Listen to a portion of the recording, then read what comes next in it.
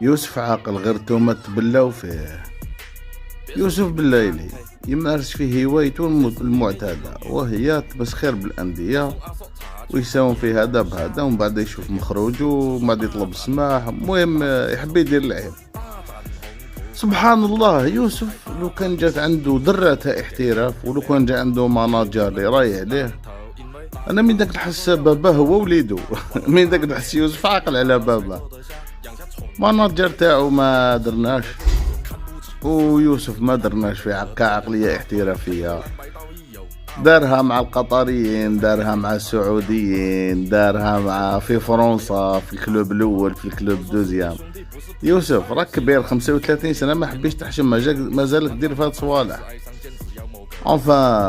دوك مانيش عارف كيفاش راح تفرى القضيه تاع اللاعب. مولودية قالك سيني عندنا، والترجي قالك سيني عندنا، وباباهم راهو مع الاول قال باللي ماشي نتحدى، ومن بعد ولا يحلل. خالوطة راح يزيد يفسدها لعمره.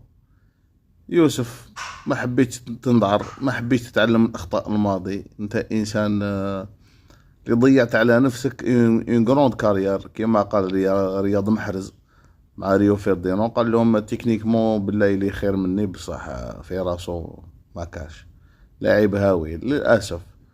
جوهرة كيما هذه ضاعت بسبب المحيط تاعها، وما لقاتش شكون اللي يوجهها. ونهاية مؤسفة ليوسف بالليلي، وهذا واش حبينا نقول.